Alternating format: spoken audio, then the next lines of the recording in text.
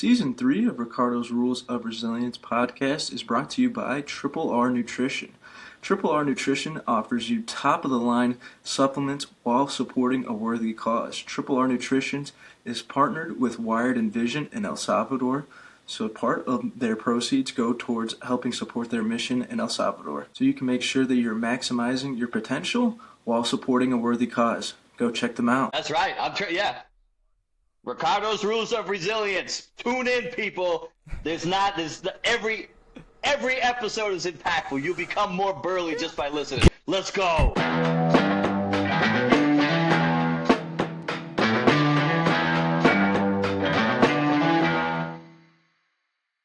Welcome, everybody, to the Ricardo's Rules of Resilience podcast, the podcast where we give you the tools to withstand and recover from difficult times. I'm your co-host, Coach Alton, along with Coach Ricardo, and today, you guys, we're bringing you part 2. It was so good, we had to break it up into 2 parts for you guys with Miss Amber Kivett today. Thank you for coming on again today. Super pumped to dive even deeper into your story and all that you do for people. So we'll get right into it. Thank you. Greatness elevates greatness. So it's a wonderful part to be able to contribute with you guys. Thanks for the opportunity.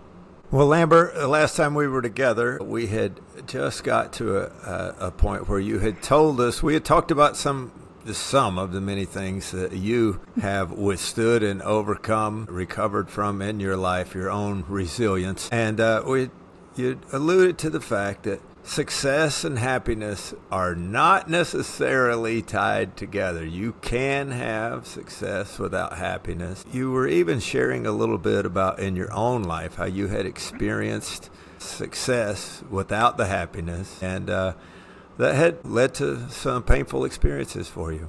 One of the things that it led you to do in that pain was to make some decisions about your faith. And certainly not all, but many of our listeners are people of faith. And so we don't shy away from that topic on this podcast, as you know. So would you just share with our listeners what that brought you to in your own faith walk? Absolutely. So I think we ended our last episode is success is getting what you want, and happiness is actually experienced by enjoying what you get. I thought I had to have the house and the money and the husband and the children and the career. And I didn't realize until I had filed for divorce and had moved out on my own and had a lot of conversations quietly with God that I was always trying to chase happiness and love in the love language that I wasn't getting at home. And I was with him for a total of 27 years. He knew my love language was words of affirmation. And I, so many ways, kind of begged for that kind of attention and never got it. So I went looking for that love elsewhere when really I didn't need anybody to love me the way that I thought I needed to be loved. I just needed to pour my faith into God and to Jesus because I'm already loved enough there, and let that force and that energy be able to fill the void in my heart that I wasn't experiencing in my own marriage. So I ended up in having a lot of very deep conversations with the Lord at home. I didn't start reading the Bible for the first time in my life until April, and I've had a Bible in years past, but when I was in my teenage years, I had a Bible called the Rainbow Bible, and I went to youth group, and I went to church, and I got baptized when I was 13 on Mother's Day. But I was also sexually molested by family members from starting at the age of 10 until I was, 13, 14. And I remember going to youth group and talking about sex in the Bible. And it was that Rainbow Bible that I wrote down some notes and how angry I was with all this trauma I had been through. So I still have that Bible, but I refuse to open it because the notes are there and it doesn't really excite me, or I don't look forward to it because I've already done the trauma therapy, but there's an association with pain in that Bible because I went through pain and I couldn't understand why I was going through it. I was gang raped in high school at the age of 15. And by 3 guys over a 12-hour period, and I attempted suicide my senior year of high school.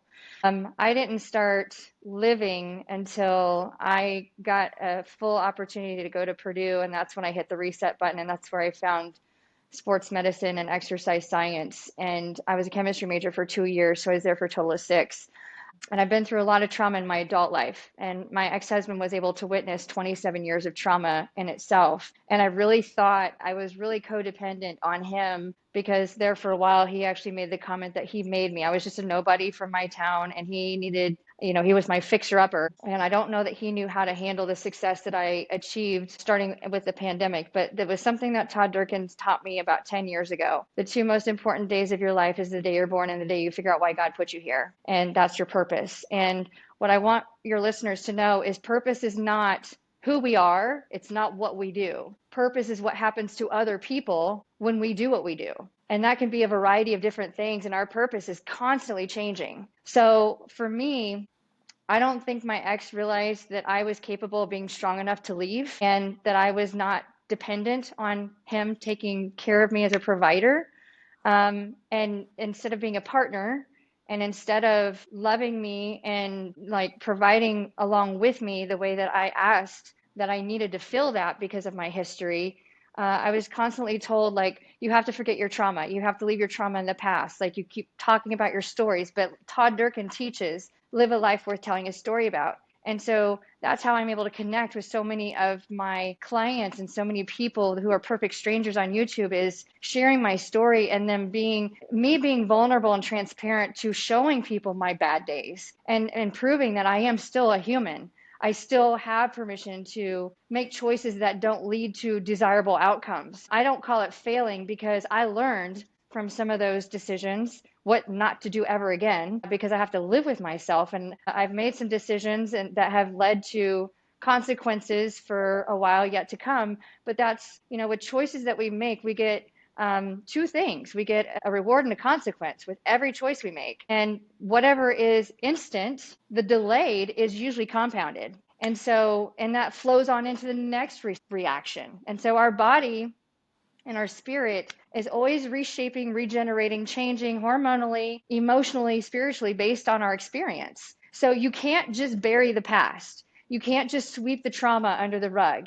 You can't just be what we would call normal, because normal doesn't exist, in my opinion. If we were to go to another part of the country where it's normal to do what has happened to me, like, you just fit in. And that's kind of how I was for a long time, and until I experienced a different level of quote unquote normalcy, in a nuclear family in which everything is honky dory great and there is no stress or trauma.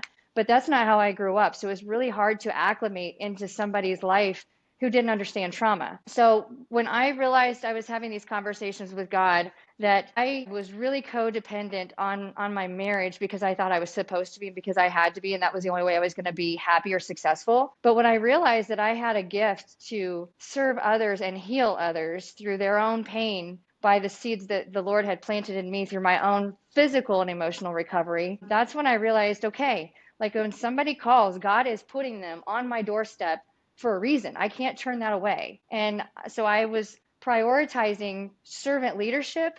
But when you're married to somebody who doesn't understand that that's your purpose and that's very real, it created a lot of headbutting and a lot of negative energy. And so he was very supporting of my journey in a way that he was available to hang out with our daughter and was talking about how awesome I am to other people. But he forgot to celebrate me as who I am as a spiritual being, and not being who he married as first and last name. I still have a spirit inside of me, but we couldn't celebrate that together, which is what led to the disconnect. I remember, so I went through a very short term, about 3 or 4 weeks, and had an emotional affair that led to a physical affair for just a few weeks. And that individual actually threatened to kill me. And crazy enough, he actually died 2 weeks ago.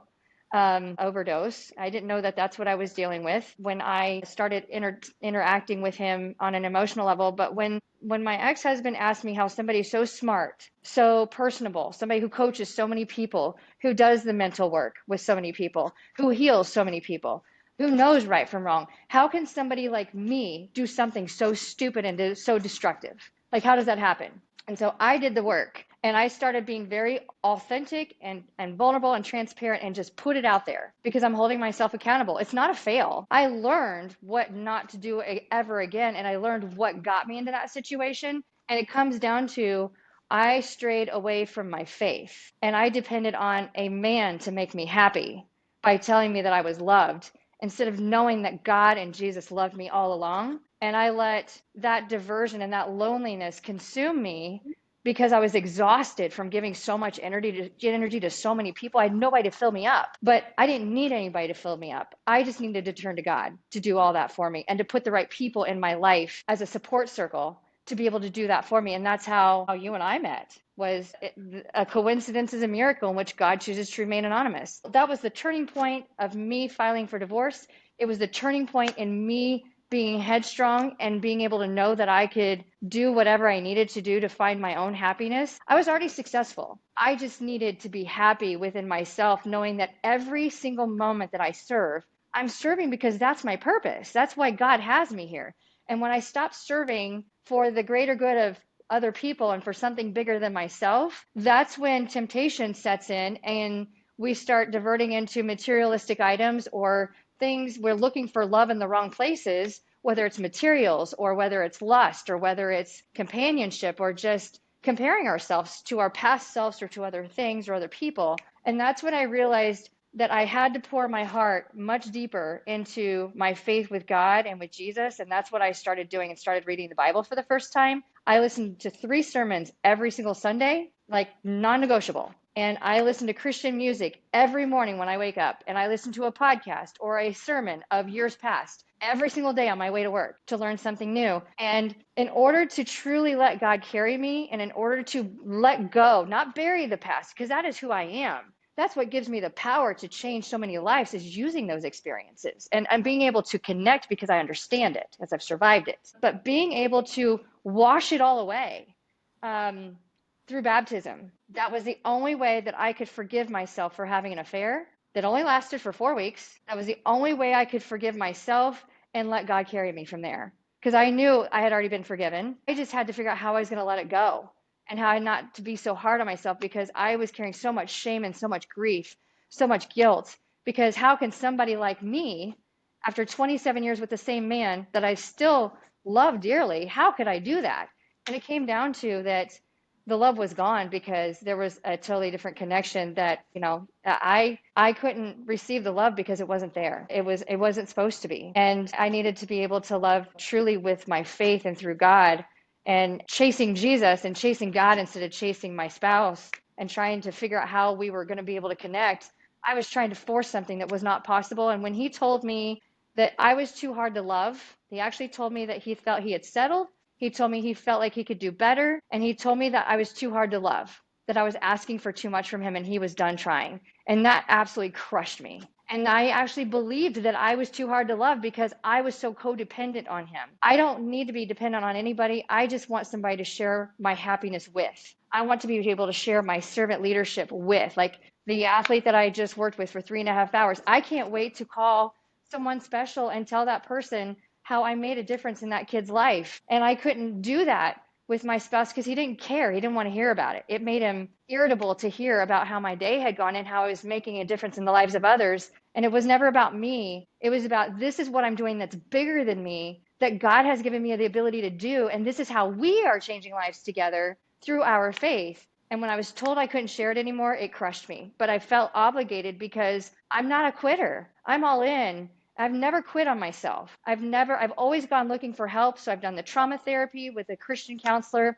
and then got baptized. I wanted to get baptized on my 20th wedding anniversary, even though it was no longer in existence. It would have been, I fell 2 weeks short of a 20th anniversary, 2 weeks. And I wanted to get baptized on that day because I wanted that to be an anniversary with God. I wanted that to be a memorable date for the rest of my life in a positive light, instead of dreading that date every year going forward. And the church did not allow for baptisms outside of Sundays. So I waited until October and I got it done in October. And I have felt so much peace and so much calming and so much positive light. And I just don't care anymore about who I'm with or how they see me. I will never, ever conform or change myself again for the greater good of somebody else wanting me to be that way, for their greater gain. I will always love myself and I will always love me because I know I'm worth it. And so learning self-worth, learning self-worth was probably one of the greatest lessons of this past year, was just knowing that when I see myself in the mirror on my worst day and everybody is judging me because they think they have the right, I still am awesome and I'm still an amazing person because that's how God made me, was to be an image of him. And I was already made to be great. I just had to let her out. And she is out and she is running free. Yes, exactly. We are more than the sum of our past mistakes. We are more than the leftovers of a life that could have been. We are loved by God despite our failures, and we don't have to justify them. We don't have to excuse them away. God loves us and sent his son to die for us, not because we just needed a little help, but because we were lost and we needed a savior. I just love how you've done the work in yourself, and it's so easy for us to come on a platform like this and say, like, you got to deal with that trauma and God's working through the hard times in your life, but you've actually lived through some terrible, terrible things that I would not wish upon anybody, and you've done the work, and now you're using it for good, and it's so amazing when that works out that way. It's just so beautiful to see that. And one of the things that Todd talks about, a quote from Pastor Jeremiah, is the crest of the wave determines the depth of the valley. And it's kind of a little bit of the inverse with you, like you're in the deep depths of the valley, and now you're able to turn that, and you just see how big the crest of the wave can get for you. It's just so awesome to see, so motivational and inspiring to see with all that. So something really cool. There's a book coming out that I'm a co-author of called Coaching Greatness, and I wrote my chapter of that book the day that the judge signed off on the divorce. I was supposed to have submitted the chapter 3 months before that. And I refused to write it until I knew that I was ready, because I was going through complete turmoil when all this was due. And I didn't want to quit the book. I just got permission to extend. And I wrote that chapter in a matter of 5 hours from 11 p.m. until 4 a.m. the next morning. And that chapter is called Magic Mountains, the Highs and Lows of Life. God is greater than your highs and your lows. And what I have learned through all this therapy is we like to go to the mountaintops. We like to go to the peaks to feel God closer to us, where we can see him, because like we're up there, right? That's success for most people. Is we're on top of the mountain. We got the whole world by the palms of our hands under our feet, looking out into this entire kingdom that we have just conquered, right? But we can't stay there for very long, because there's always somebody chasing us, because the greatest threat to success is more success. So somebody's ready to knock us off the cliff if we're not willing to descend down the other side, which is always way faster because it's momentum. So people who are at the very top of the success mountain are the most vulnerable to the greatest collapse. And I had just hit my greatest peak just the fall before all this happened, when I was awarded Mastermind Trainer of the Year, and I didn't see it coming. And I'm living this amazing opportunity, and then I was like, okay, like, what now? Well, we got to keep going. Like, do we climb the same mountain twice, or do we climb a bigger mountain?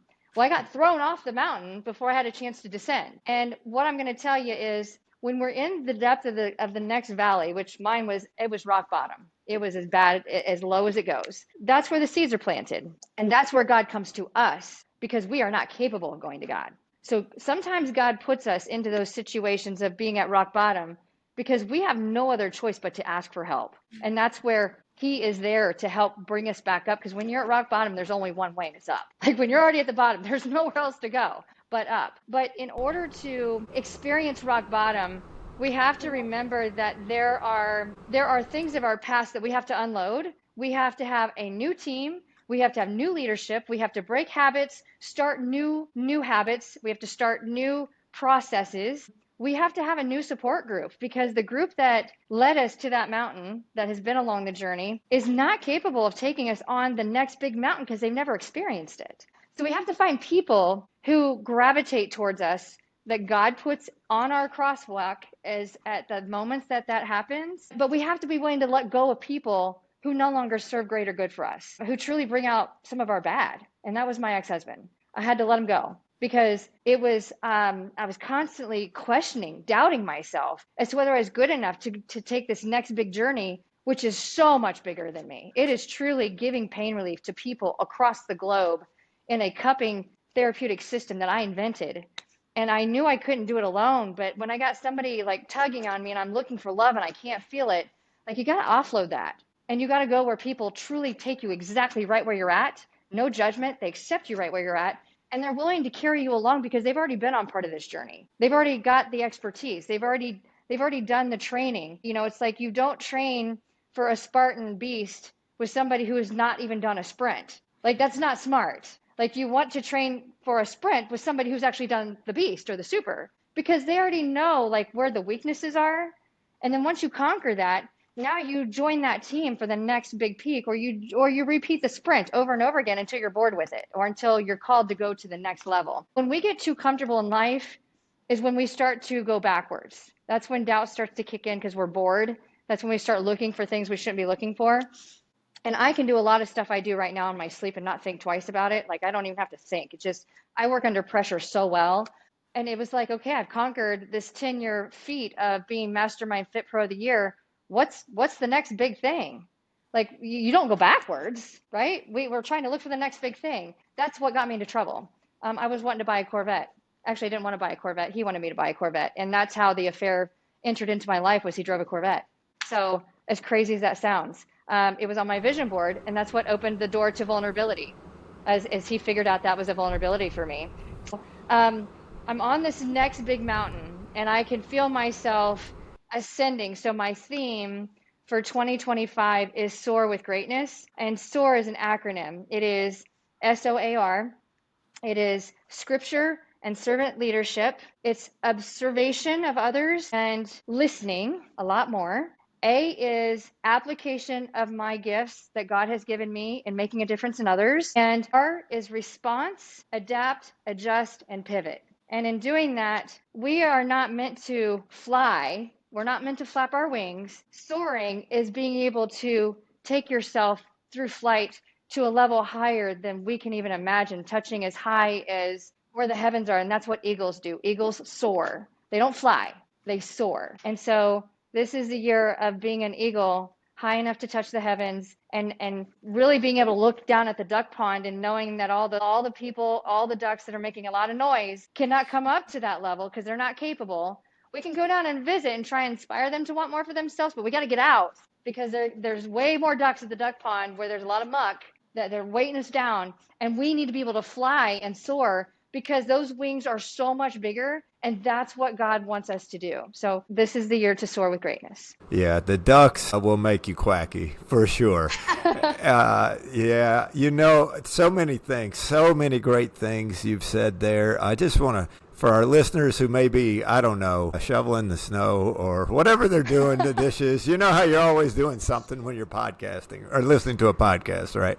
Absolutely. So for our listeners that may have just been a little distracted and missed some of that, I just want to point out here that one of the things that you said was, if you want something different in your life, you got to get a different everything, right? Your best efforts, all of your best, and as successful and as gifted as you were, your best efforts left you miserable. And so when you wanted something different in your life, you had to get outside of yourself. You had to upgrade your circle. You had to change your habits. You had to reevaluate your faith, reevaluate, how am I interacting? What am I looking for? Am I trying to get something from a husband or from other people that can only come from God? You had to be willing to totally reevaluate. And I 100% agree with you that God, in acts of mercy, takes us down to the bottom of the muck in the muck pond, right? So that we will actually stop being so stubborn and holding on to everything we think's working great, so that we can reevaluate. And in our, when we do get sick enough of the muck,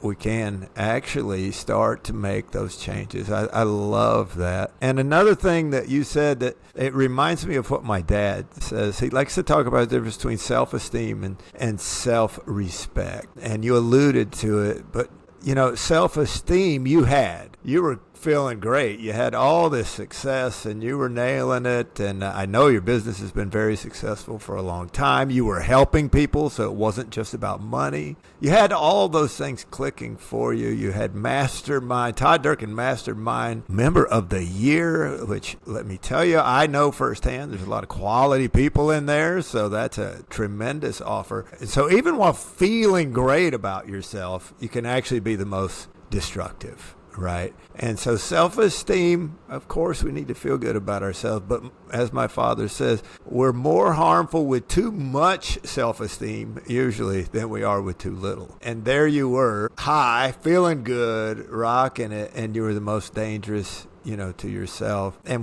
but because if we're chasing that self-esteem, we're not always using self-respect. Right, and those are the choices we have to make if we want to keep our self-esteem. Right, are the respectful choices. I just love the passion and the raw honesty you're giving to us and our listeners today. This is beautiful. Thank you. I want to contribute to what you shared with self-esteem and self-respect. I was just talking with a college student who was shadowing me today for she wanted to observe how I do what I do. And my last comment to her was, "What is your greatest weakness?" And she said, "Self-confidence." And I said, "Do you understand the difference between self-confidence and self-worth?" Because that was what I learned by being the recipient of that award. And she said, "No, I guess I don't." And I said, "Let me tell you what it is, because this has been a eye-opening lesson for me, and I will never, ever forget it. Self-confidence comes from how everybody validates us based on when we're doing things right, or if doing things in favor of their opinion, how it benefits them. So when we're getting along with people, people build us up, people compliment us. "Oh, I love your shoes," or "I love your outfit," or "You have a great personality." We bounce how we feel inside of our own spirit, our own heart, a lot of times externally, because of how people respond to us. And we just want to be loved. We want to be accepted. We don't want to be rejected. So we're willing to do whatever it takes to experience that positive feedback, which then builds confidence at the expense of us changing who we are. Self-worth is how we see ourselves in the mirror on our best day and on our worst day. And we still see an amazing spiritual being, knowing that we are deserving of so much greatness because we are God's child and God created us to be exactly right where we're at. And it doesn't matter what kind of confidence you have external from other people. If you have unstoppable self-worth, nobody can break you, because that comes from God and that comes from within yourself. So that is what has gotten me through this past year. And in some of my darkest moments is looking at myself in the mirror and saying, look, God created you to be great, and you are an image of God, and God is perfect, and you are not perfect. And you don't have to be perfect. You've screwed up. Yes, you did screw up. You learned from it. You'll never, ever do it again. So you don't ever have to admit that the rest of your life. But man, how are we going to pivot? What do we have to do to build ourselves back up so that even on our best day, we can still smile in the mirror like we are on our worst day and know that tomorrow is going to be an even better day because you've already survived your worst day. You're still here. You have survived your worst day. It's not as bad as what you think it is. And so how can we turn that around to enhance that self-worth, to knowing that you're worth it because nobody else believes in you right now? That's what happened to me. I had so many people that validated him and his last name, but nobody knew what had happened behind closed doors in our marriage. Everything looked honky-dory, but nobody knew I was silently suffering because we weren't talking about it. He didn't want me to be vocal about it. He still doesn't want me to be vocal about it. And when it comes down to self-worth, I still loved her in the mirror every single day, but I was battling head to head with somebody who was breaking my confidence by talking down to me and making me feel like I wasn't good enough unless I changed. But I had to remind myself, I had to leave my dream home. I had to leave a lot of money behind. And I still had to tell myself, yes, you're in a different home, but you're still living better than the way you grew up. You're still driving a vehicle better than what you grew up in. Like, you're still working in a job. Like, I had to look at my life through gratitude. Like, what am I so grateful for on my worst day? And it's really not that bad because I still have my life. Like, I'm still breathing. I'm still above ground. And that's self-worth. We are all deserving of that. But confidence was somewhat shattered because I was allowing an entire community who bled for his name to treat me like crap because of a decision I'd made. And how dare that I do that? So I was the talk of the town with all the ducks, but I'm still an eagle. And I had to let my wings heal so I could continue to fly. But eagles have to stop and take a break too. They don't fly nonstop. But when they do take a break, they isolate. They don't go hang out at the duck pond in order to recharge. They go to their visit from time to time, but they isolate in order to refuel. And a lot of times they'll isolate in very small groups, usually pairs. And then they separate and go off into flight and go wherever they go. But self-worth is you are awesome even on your worst day. And you are the only one who gets to choose whether your day is a winning day or a losing day. You are the only one who has control over that. And so even on my worst day, I still won my day because I'm still alive. I still bled into my faith and knowing that God still has a purpose for me, or I would have taken my life by now. And there are a lot of people who are silently suffering that. So you are the one that gets to choose whether you are winning or losing your day. And how you win your day is not defined by how many checkoff boxes are on your checkoff list. It is based on, like, I did that today. Just getting out of bed on a day where I could have stayed in bed all day and felt sorry for myself, that was a winning day because I got out of bed, you know? So that all that has to be taken in consideration. But self-worth, if you have unbreakable self-worth, the self-confidence will come later from a new group of people building you back up. Just to add on to this topic a little bit, I once heard that when temptation is greatest is when you're at the top of that mountain, when everything's going great. And on the reverse side, the flip side of things, it's when you hit that rock bottom point, you got nowhere else to turn but to God, right? And just kind of gives you a little bit of appreciation for when you hit those hard times. And so you talked a little bit about gratitude, but what are some examples of ways that you practice gratitude in your everyday life? Oh my gosh. I tell you what, when you think you've got life bad, somebody's always got it worse. So on the days where I just had a lot of struggle to really be loving to myself and to be forgiving of myself, to let the guilt and let the shame go for, like I said, leaving my daughter in a home that I couldn't live in because it was the family farm. And that was the hardest part of all of it. It was, I've been a full-time hands-on mother to my beautiful girl for 14 years of her life. And now I only get her 50% of her life. And that sucks. Like, I don't get to see her every morning when she wakes up. I don't get to snuggle or tuck her in every night. I don't get to see her every day when she gets off the bus. I had to remember, you know, God gave me amazing gifts to be able to use for the greater good outside of me. And I started serving. I just started pouring in wherever I could. My definition of greatness is such as greatness is not measured by what we have. It is not the success. It is not the house. It's not the money. It's not our friend group.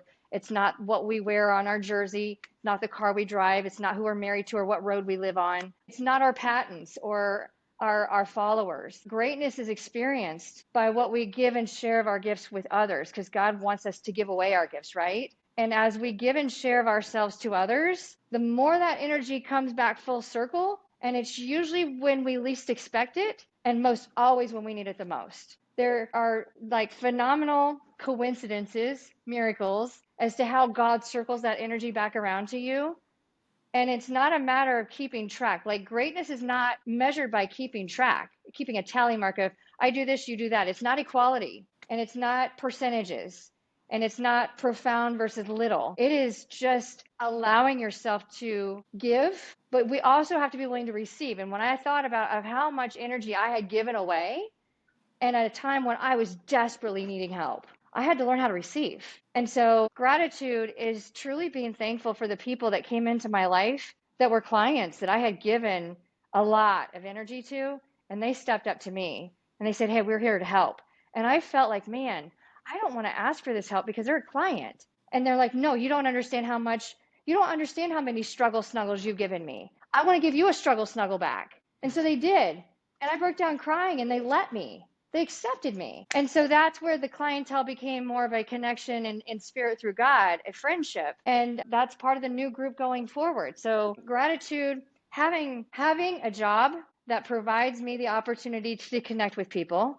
I had a job, so I was able to make a living to be able to provide a home for my daughter to come and stay out with me on visitation hours. I had reliable transportation. My greatest anxiety a lot of times is not having good transportation because I grew up with crap mobiles and was left stranded, and like, there's a lot of fear with that. So simple things. Like, I had the money to go to the fitness center to be able to watch and interact with people I've never met before in my life. And when I could see people moving who are disabled, okay, well, I'm filing for divorce and I'm going through this massive separation, this massive restructuring of myself. But man, I can walk. I couldn't walk 15 years ago. That person can barely walk and they're still moving and they're smiling.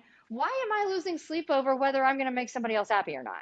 So I had to look at life through the eyes of a different lens, and the way to your spirit and to your soul is through your eyes. So I had to go looking at other people and celebrating other people for what they could do and how they were sharing their gifts, whether it affected me or not. I just had to go build other people up and say, hey, I hope that you're having a great day. You know, I'm proud of you for being here because I got to be a part of your day, but just by saying hi to you today. I mean, I got a lot to be grateful for. I mean, I've got clients who are in a wheelchair, but there are a lot of children who are on respirators. You know, there are people who don't have a home. There are people who are desperately looking for a job. There are people who cannot come out of addiction to be able to have their sound mind. I had all of this, and I had to remember that it is just simplicity. SEE, it's an acronym. Simplify complex things, eliminate the crap, elevate your life. I was at rock bottom. I had to simplify this complexity of all these emotions. I have been threatened my life. Somebody's threatened to kill me. I had an affair. I left a life of 27 years with a man that I desperately loved and couldn't get the love back. Like, where does life go now, right? Okay, that's really complex. At the end of the day, when we lose everything we've got, what do we have left? People who are severely depressed or suicidal will say nothing. And at the end of the day, I still had me. The spirit is different. And I had to remember I will always have Amber. And I have got to continue to pour love into her in spirit. And the people who are meant to be in my life will show up. And so at the end of the day, when you lose it all, you still have you, and you've got to grow that, because that you is all, you're still here. You still have something to serve. So go serve. That's where the gratitude came in. One of the things we like to ask guests as we kind of wrap up with our time is we may not be asking some of the right questions, or maybe there might be something on your heart that you really want to share with our listeners. If there's anything that you really feel as though we haven't really brought up yet that is really on your heart to share, just to kind of let the listeners know what that is. Yeah, absolutely. It comes down to control. We only have control over four things. And anything, so I mentally coach a lot of kids, a lot of teenagers, and I mentally coach a lot of adults. And this is a lesson that I learned from Damon West at a mastermind retreat in 2020 in Coronado. There are four things that we have control over, and only those four things. And anything outside of those four things, it does not matter, because you can't change it no matter how much you worry about it. We process anywhere from 60,000 to 70,000 thoughts a day. And over 40,000 of those for most people are negative. And we hormonally transition into our thoughts, which is a lot of inflammation, a lot of stress,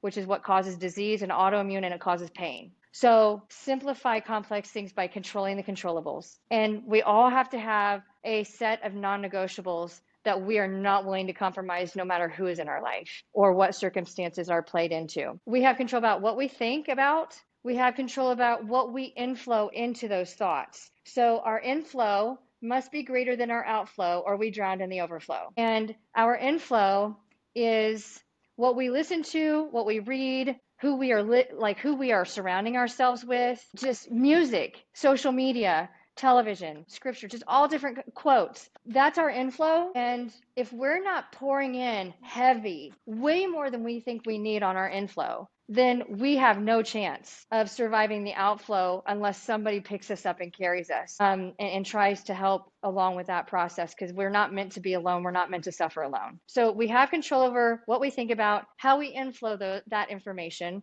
what we say, and our actions of what we do. Thinking is an action. Thoughts is a noun. The root cause of all pain and suffering is thinking. Our thoughts actually happen in a natural state of being in silence of nothing at all. But we start thinking and doubting those thoughts based off of how other people are going to bounce the ideas or the response. So when you are sitting in a space where there's nothing and you have no process of thinking, you can't think of the right thing, you can't do the right thing, and you get trumped, like, okay, maybe we start doubting ourselves. Silence creates the thoughts. It's the thinking that causes the problem. And that is an action, which we actually have control over. So I just want to, I tell this with a lot of depressed teenagers and adults. We outthink ourselves a lot. And so when we need to reprogram, kind of recalibrate, reboot, regenerate, hit the reset button, that's when we go to God in silence. And that's what separating, and that's what divorce did for me, was it gave me silence to be able to figure out what the heck I'm supposed to do with my life, to be able to serve God on a much bigger scale than what I had already conquered, because I already knew I had more greatness left in me. I just didn't know where I was supposed to turn and go. And I needed the silence and the lack of doubt in order to be able to do that. So, fire your energy vampires. If people are sucking the life out of you, you've got to have non-negotiables. I have had a lot of trauma in my life associated with alcohol. I have never had a problem with alcohol. I've never sought alcohol to cope with my pain, but a lot of people do. And most of the men who have been in my life in my past, including my ex-husband, my father, my grandpa, other abusers who have hurt me, who have violated me, alcohol is the common denominator in every one of them. So one of my non-negotiables is I will not enter into another long, serious relationship where alcohol isn't involved. Now, I can socially drink. I don't have a problem with having a social drink and engaging in a social experience where there's, a glass of wine or a cocktail involved. But for people who drink 5 to 7 days a week, drink alcohol 5 to 7 days a week, what I want people to remember is as we get older, our body does not regenerate at the same pace as what it does when we are younger.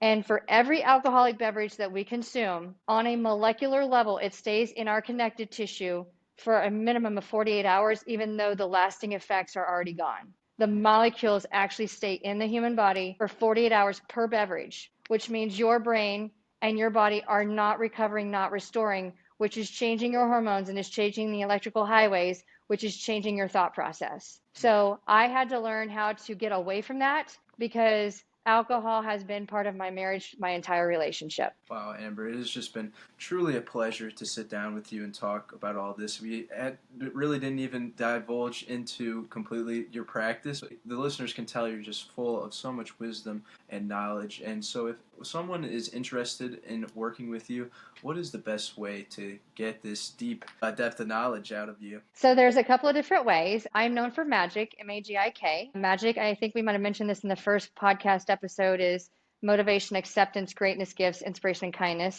So Magik. My website is kkSmagik.com. So KKS Magik. My business name is Kivett Kinetic Solutions. KKSmagic.com, or just shoot me a text message. If you email me, I get so many emails, like hundreds of emails a day. So the absolute fastest way to get a hold of me is through social media via Messenger. Amber, Hardin, is my maiden name. Kivett is my branded name, Kivett. So Amber Hardin Kivett. And my phone number, I give this out loud and people think I'm nuts, but it is for somebody who is silently suffering. It might take me a while to get back on a response, but I never neglect the messages that come through. It just takes me a while.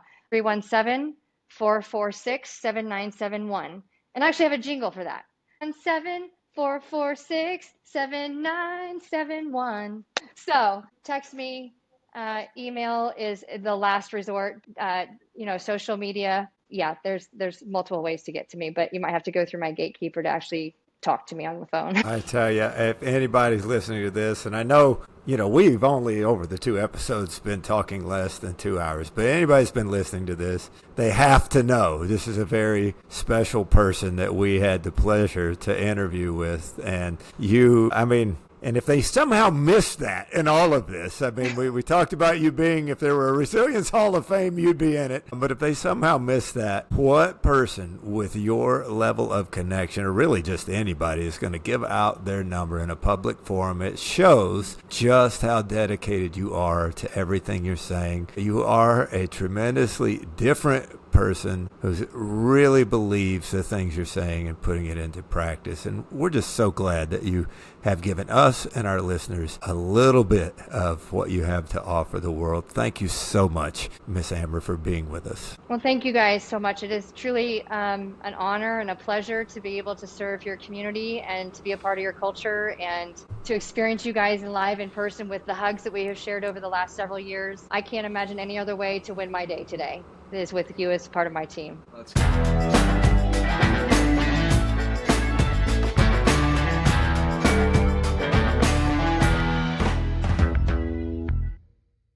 Season 3 of Ricardo's Rules of Resilience podcast is brought to you by Triple R Nutrition.